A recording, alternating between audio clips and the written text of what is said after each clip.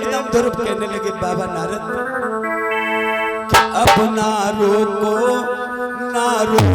प्रभु के पास जाने तो, अब ना रोको प्रभु के पास जाने तो, अब ना रोको प्रभु के पास जाने तो, रोको प्रभु के पास जाने दो, प्रभु के पास जाने तो मुझे विश्वास पाने दो, अब ना रोको प्रभु के पास जाने दो, अब ना रोको प्रभु के पास जाने दो। कहने लगे बाबा जब मनुष्य का घर में कोई अधिकार न रहे, सारे घर के लोग मालिक बन जाएं और उस घर में कोई पूछ न रहे, कोई अधिकार न रहे, तो उस घर में नहीं फिर रहना चाहिए, कितने भी सगे लोग क्यों न हो। काहे जिसका जहां अधिकार नहीं है, समझो नर बेकार नहीं है, जिसका अधिकार नहीं है, समझो नर बेकार नहीं है, जिसका जहां अधिकार नहीं है, समझो नर बेकार नहीं है, जिसका अधिकार नहीं है, समझो नो बेकार वही है। और चाहे दुनिया चाहे भाड़ में हो नाच तो, प्रभु के पास जाने दो,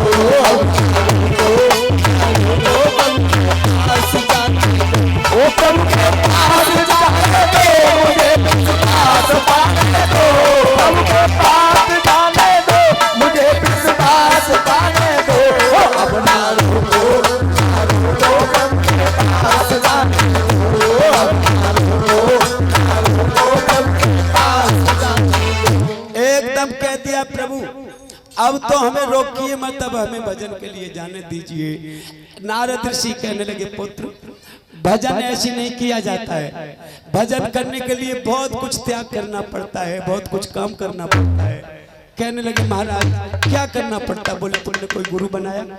बोले गुरु क्या चीज होता है? ध्रुव बोले गुरु क्या चीज होती है? गुरु नारद से कहा, नारद ने कहा कि देखो ध्रुव बिन गुर भवन तरह न कोई, चाहे बिरंच शंकर समोई। भगवान शंकर ने तो गुरु बनाए ध्रुव, तुम समझ लीजिए कि बगैर गुरु के कोई कल्याण जीवन में नहीं होता है।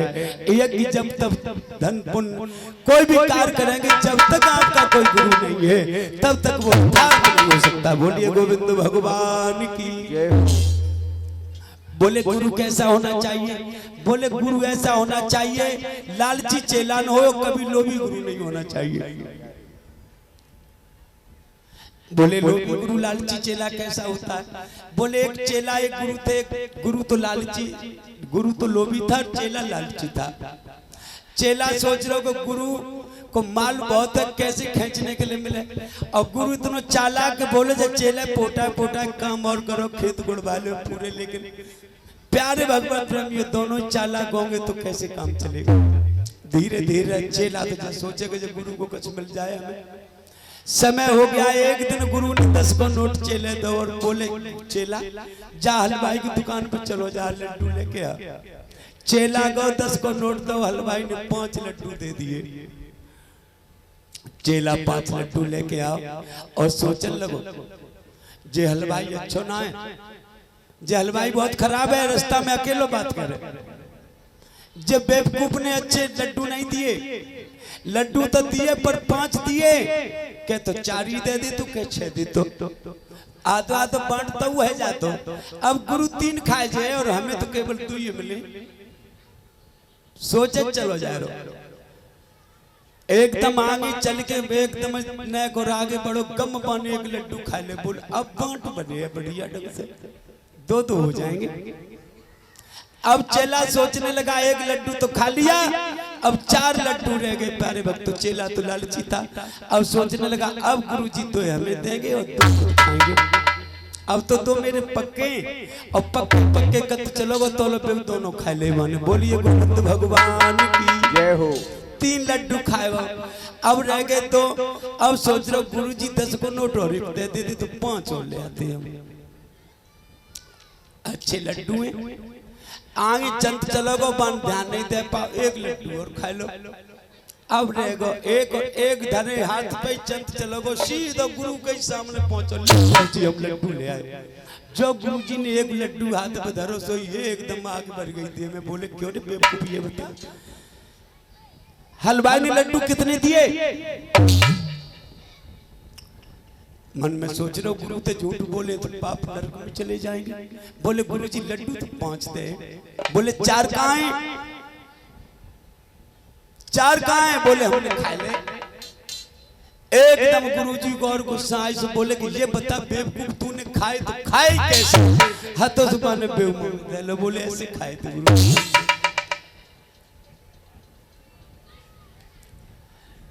कहा कि लोभी गुरु लालची चेला नरकन हो बे ठल्लम ठेला। ऐसा लोभी गुरु और ऐसा लालची चेला नहीं ध्रुव होना चाहिए। सो ये एकदम ध्रुव ने पैर पकड़ ले नारद ऋषि के और बोले आपसे ज्यादा कोई गुरु अच्छा नहीं लग रहा प्रभु, अब इतना मेरे समय नहीं कि ऐसा गुरु हम कहाँ ढूंढेंगे, मेरे लिए बहुत देर हो जाएगी, आप ही मुझे गुरु बन जाओ मेरे।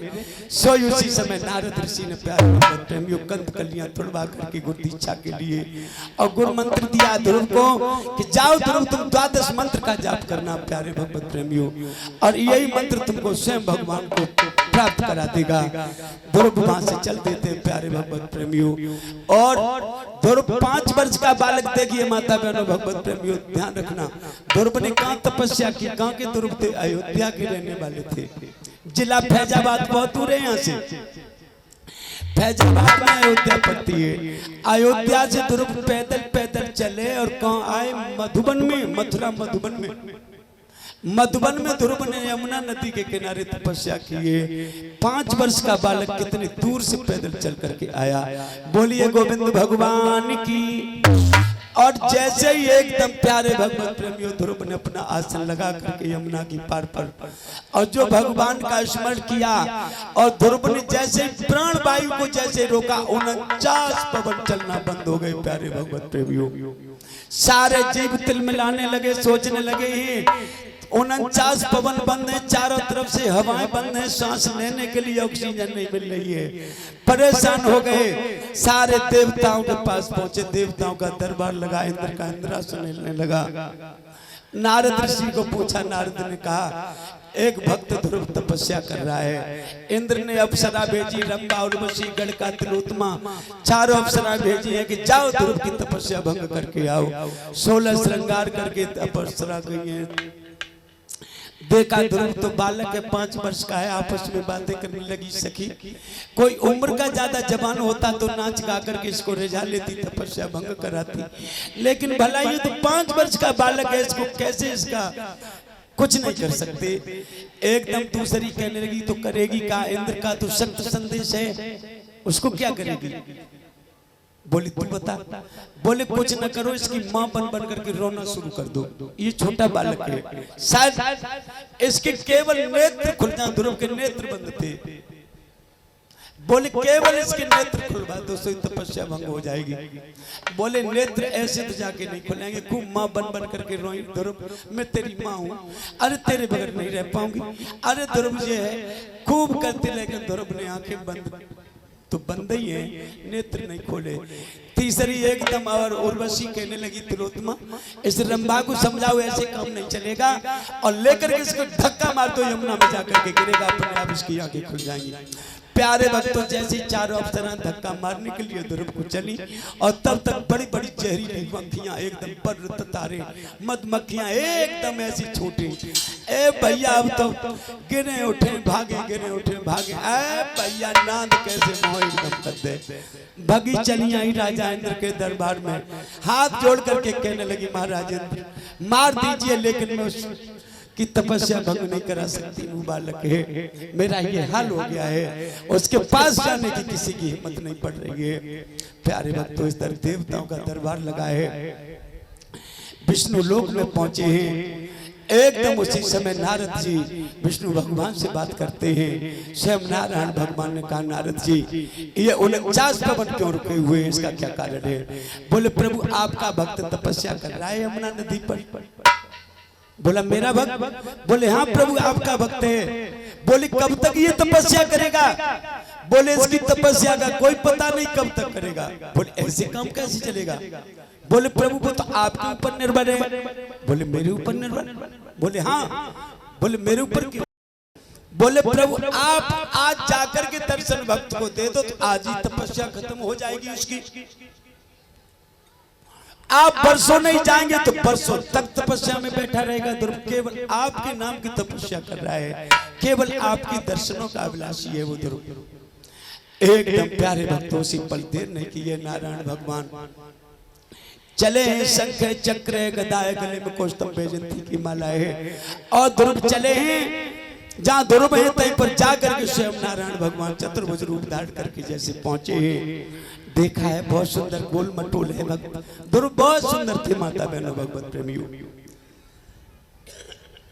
एकदम प्रसन्न हुए भगवान, और जैसे ही इशारा किए, देखे मेरा भक्त जग रहा है कि सो रहा है। एकदम भगवान ने अपने पैर के अंगूठे से और जैसे ध्रुव के पैरों की तरफ इशारा किया, एकदम ध्रुव के दोनों नेत्र खुल जाते हैं। ध्रुव ने देखा सामने क्या है, शंख चक्र गदा गौतम वैजयंती की माला। बोले मेरे जय भगवान है। एकदम ध्रुव उठ करके भगवान के पैरों में गिर गए। परमात्मा ने ध्रुव को उठा करके एकदम गोद में सीने से लगा लिया, और स्वयं भगवान नारायण बैठ गए उसी जगह पे। कहने लगे वत्स इस उम्र में तेरी क्या जरूरत थी जो तू मेरा भजन किया तूने। प्यारे भगवत प्रेमी उसी समय ध्रुव समझाने लगे, प्रभु मैंने आपका भजन तो किया है। बोले क्या जरूरत है? मांग क्या मांगेगा?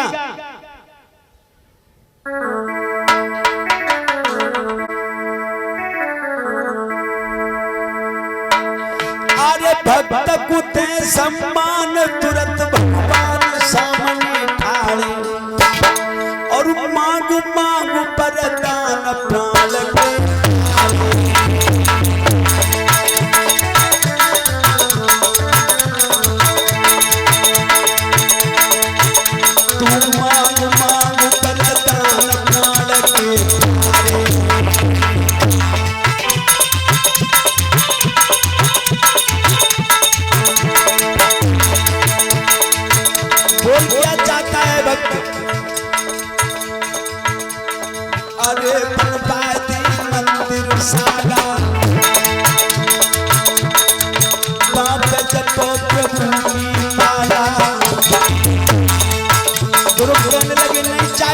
कुछ नहीं चाहिए,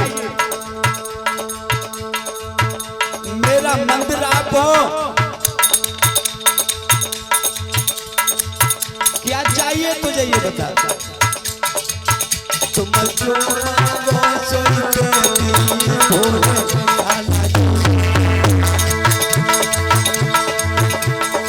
बाबा जी छोटे बाबा जी छोटे बाबा जी जो मांगो सोई मिल जावे छोटे बाबा जी।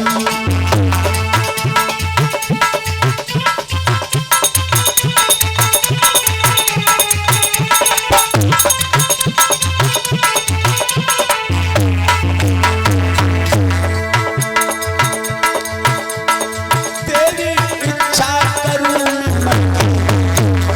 और पिछू बात से कंचन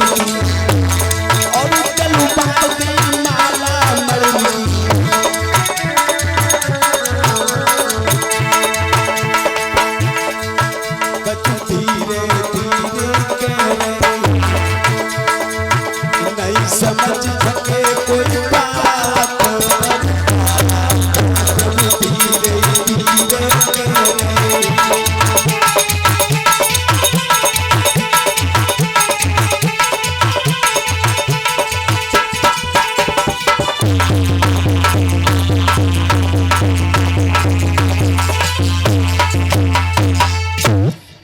उसी समय कह दिया प्रभु मुझे कुछ नहीं चाहिए। बोले तो फिर बोले मुझे आपके दर्शन चाहिए थे। तो कहने लगे भगवान तो ठीक है, हमसे कुछ वरदान मांगो और हम तुम्हें वरदान देने के लिए तैयार हैं। ध्रुव कहने लगे प्रभु मुझे और कुछ नहीं चाहिए, केवल मुझे आपके दर्शन करने थे, वो मैंने कर लिए। लेकिन आप ये देना चाहते हो तो मुझे केवल इतना मेरे साथ में कर दो, मेरी मैया रो रो करके अंधी हो गई, केवल प्रभु मेरी मैया को दर्शन दे दो बस, और मुझे कुछ नहीं चाहिए। कहा है कि लोक लाज तजे नौ काज बन बैकुंठ बिसरायो, और भक्तन ने मोहि नाना बात नचायो।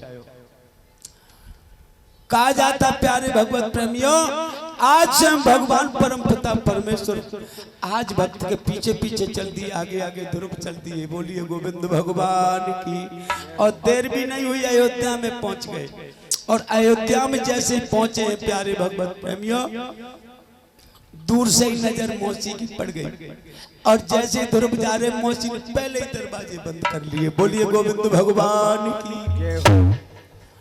और जैसे ही मौसी ने दरवाजा बंद किया, ध्रुव भाग करके मौसी के दरवाजे पर पहुंचे। आवाज मारी, मौसी दरवाजा खोलो।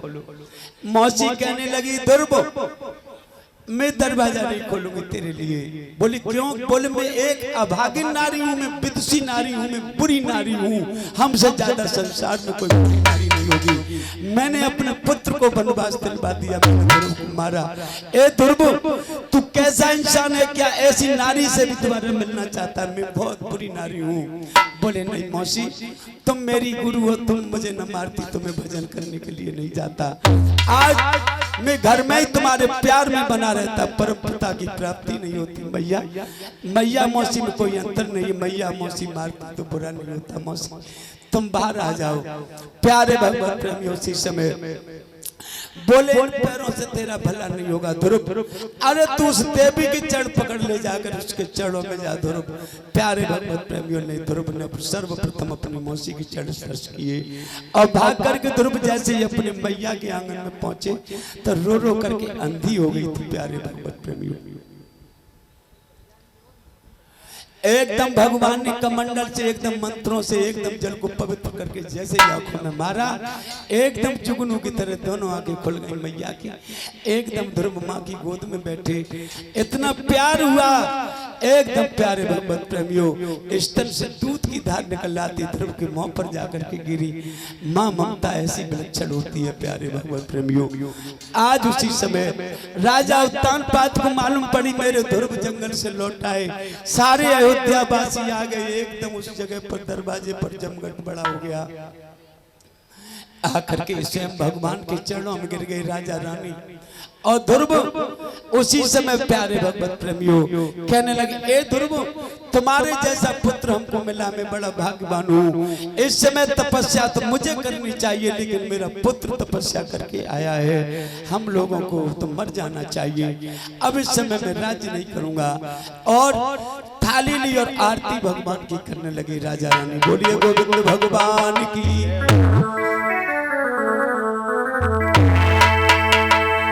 धीरे आरती राजा रानी करी रहे जी।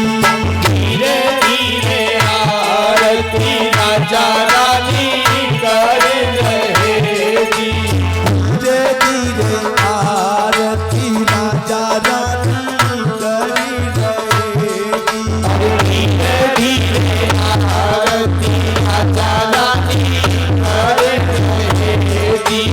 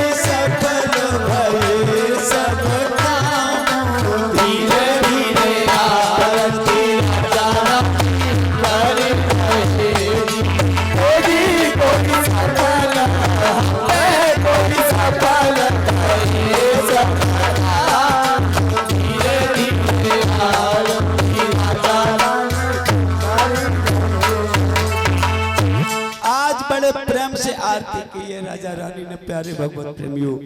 उसी समय ध्रुव को राज्य दे दिया राजा, और उत्तानपाद ने ध्रुव राजा बन गए अयोध्या के, और दोनों रानियों को लेकर के जंगल में तपस्या करने के लिए राजा उत्तानपाद चले जाते। श्री सुखदेव जी वर्णन करने लगे, कथा हम समझाने लगे, ए राजा परीक्षित। उसी समय 56,000 वर्ष ध्रुव ने राज्य अयोध्या में किया। उसके बाद स्वयं बैकुंठ धाम से विष्णु लोक से विमान आता है, और ध्रुव को लेकर के और बैकुंठ धाम के लिए चला जाता है, और ध्रुव को अचल लोक का राज्य दे दिया जाता है। बोलिए गोविंद भगवान की। और ध्रुव को अचल लोक में राज्य दे दिया। अचल लोक में भगवान ने वरदान दे दिया कि तुम स्वयं आज से ध्रुव तारा के नाम से फेमस रहोगे, और ध्रुव तारा के नाम से तुमको लोग पहचानेंगे, और जो तुम्हारे दर्शन करेगा ध्रुव तारा के, उस मनुष्य को हमेशा दो बड़े फायदे होंगे। बोलिए गोविंद भगवान की। आप लोगों ने ध्रुव तारा देखा होगा, कितने लोगों ने ध्रुव तारा देखा? एक बार हाथ तो विश्वास हो जाए मुझे भी। बोलिए गोविंद भगवान की। किस दिशा में निकलता है ध्रुव तारा? उत्तर दिशा में निकलता है। इस ध्रुव तारा के दर्शन करने से दो बड़े फायदे होते हैं प्यारे भगवत प्रेमियों, यदि आपको पता हो। प्रथम फायदा तो ये होता है कि किसी बार यदि हम कहीं घूमने जाते हैं और यदि दिशा का ज्ञान नहीं, दिशा भूल जाते हैं, तो ध्रुव तारा से दिशा का ज्ञान हो जाता है, क्योंकि ध्रुव तारा उत्तर दिशा में निकलता है, उससे दिशा का ज्ञान होता है। दूसरा बड़ा फायदा ये भागवत में लिखा है कि नित्य प्रति जो ध्रुव तारा के दर्शन जो मनुष्य करता है, उससे जन्म और मृत्यु का ज्ञान हो जाता है। बोलिए गोविंद भगवान की। अब जन्म मृत्यु का ज्ञान कैसा? कि नित्य प्रति जो दर्शन जो ध्रुव तारे की जो करेगा, और जब मृत्यु का समय आता है प्यारे भगवत प्रेमियों, तो उस मनुष्य को 6 महीना पहले ही ध्रुव तारा दिखाई देना बंद हो जाएगा। बोलिए गोविंद भगवान की जय हो। तो नित्य प्रति दर्शन करेगा। आपने देखा होगा पहले बड़े बड़े साधु महात्मा अपने चेलों को बुलाया करते थे, कहते थे ए चेला कल आ जाइयो, कल मेरी मौत हो जाएगी। गांव में हल्ला करो, बोले बाबा जी कह रहे हो कि कल हम मर जाएंगे, सब चेलों को ले आना। ए बोले बाबा पकड़ो हो, बोले नहीं। आधे चेला पहुंचे, आधे नहीं पहुंचे, लेकिन बाबा की मृत्यु हो गई, बाबा मर गया। सोई गांव में हल्ला होगा, अरे भैया हमने तुमने नहीं जानी, बाबा तो बड़े सिद्ध पुरुष थे, सिद्ध थे बाबा, सच का और सच ही हुआ, बाबा तो मर गए। हल्ला हो गया, लोगों ने बड़े बड़े मंदिर बनाए सिद्ध बाबा के नाम से, और पूजा शुरू कर देते। बोलिए गोविंद भगवान की। लेकिन वही संत बता सकता है कि मेरी मृत्यु है जो ध्रुव तारा के दर्शन करता है। पहले की संत ऋषि ध्रुव तारा के दर्शन करते थे प्यारे भगवत प्रेमियों, और मृत्यु का समय आता था तो उनको ध्रुव तारा 6 महीना पहले से दिखाई देना बंद होता था। वो समझ लेते थे अब मेरा मृत्यु का समय आया है। और जब ध्रुव तारा दिखाई देना बंद हो जाए, उसी समय तिथि तारीख दिन समय घड़ी घंटा सब कुछ लिख लेना चाहिए। उसी समय पर आकर के मृत्यु निश्चित है, ये भागवत में लिखा है। बोलिए गोविंद भगवान की जय हो। इन्हीं के साथ साथ में